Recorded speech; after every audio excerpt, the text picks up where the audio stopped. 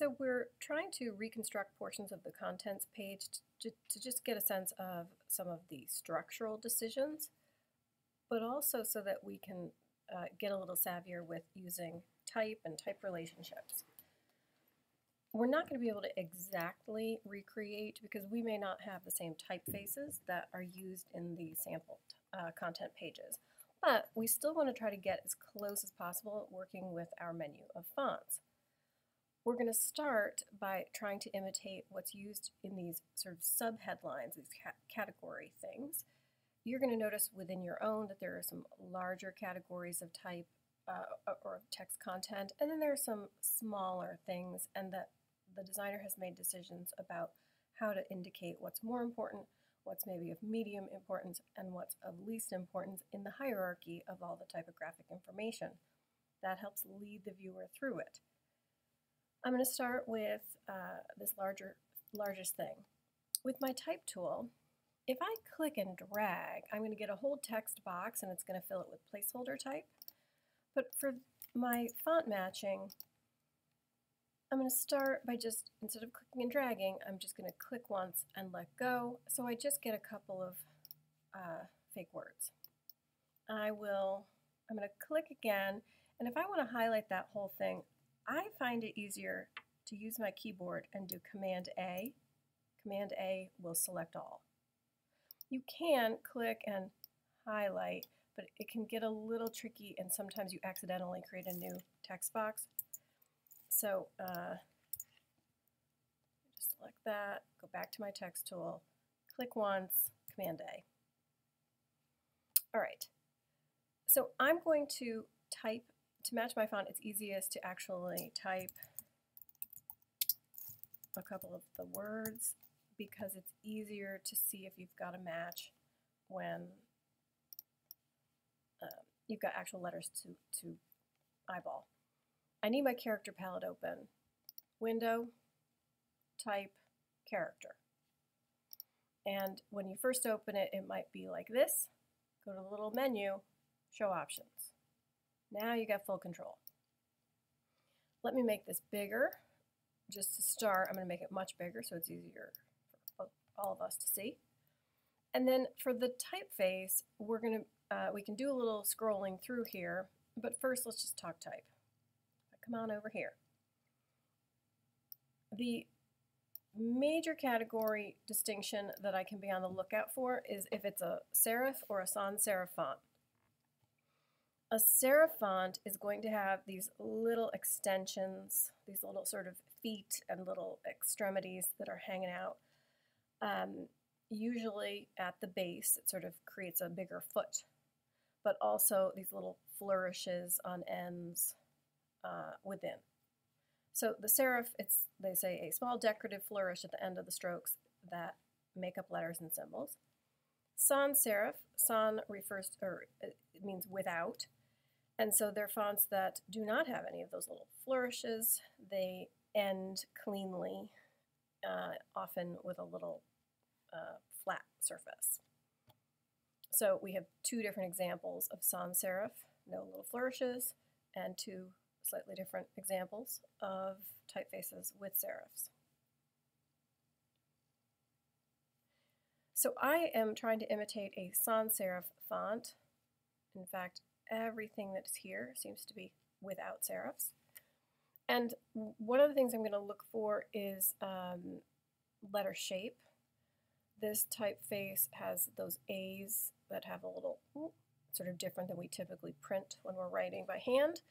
And the first font I got does match that. However, the font that I have here has an overall sort of thinner footprint. And what else can I look for?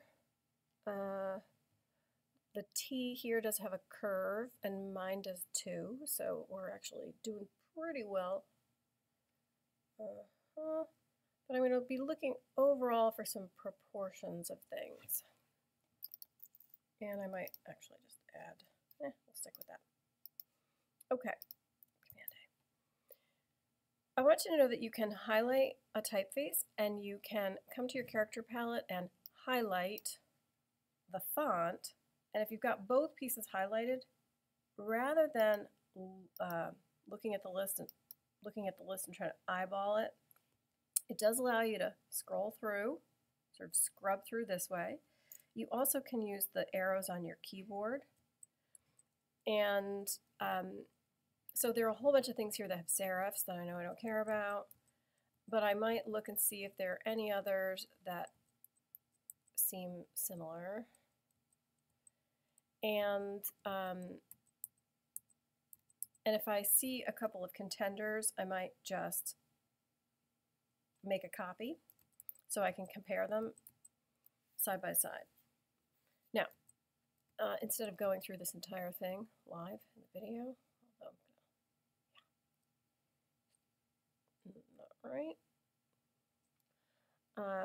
Actually, let me use that as an example. So this one, even though it's a sans serif typeface, it has a thicker, and then actually the end's great. It's thick and then super thin. And in mine, it's more consistent in weight throughout. So that's the kind of thing I'm noticing that's going to distinguish. Now, for this, you do not have to get like a super, super amazing match. I just want you to get close enough that you're starting to tune into some of the things that the average rookie does not notice. And though I am going to revert back and just stick with Myriad for a moment. Yeah, that's not it. There we go. Now, even if, so I know I need something a little bit thicker. Some typefaces have a bold version, an italic version, that sort of thing. Mine, like this one does not, so I'm not going to be able to do anything with that. I do look at this and say, boy, even if this were the right typeface, there's a lot more room in between these letters than I see here. So I might track, which is the overall spacing throughout the whole thing. And then if there are some particularly odd little spaces, I might click in there and do a little bit of kerning. Just a single click, because kerning only does one letter space at a time. Not saying that's perfect, but let's just roll with it. Okay, and I also am going to need to play around with the scale. Now, we can get fussy with just one of them on typeface and overall spacing, because if we set a relationship, and again, not perfect at all, then we can save that little character style and easily sample it again and again. Now, again, this is not perfect, but let's imagine that we had that. Oh, I wanted to show one other thing. If everything else were what I wanted it to be, it's possible that you'll find that the size is correct in one direction, but not the other. For instance, the width of that letter is great, but maybe it's too tall. One of the options you have here, it's the big T's, is the scale. I can stretch or squish my letters in one direction or the other. So I'm just going to sort of shorten them without making them overall smaller. There we go. And I do not want to do that. Okay. Come in here to my, because what I just did there was to try to make the box bigger, but see how it's stretching the typeface? I'm going to use my type tool. I'm going to come in here and do a soft return, so that's shift return. And I'm going to set the leading, so I'm selecting both of them, and I'm going to shrink up the space in between. That's way too much. And we'll go with that. Okay, so I have established, although it's still too skinny because I didn't take the time to find my typeface, I've established one style. Save. So I'm going to go to my window and my character styles, and in the, that's Otis, and then in the menu I can set a new character style and I can name it my heading So that's going to be available. So if I go to use that again, I can say, let's make that please heading 1, and it's going to match. Try that.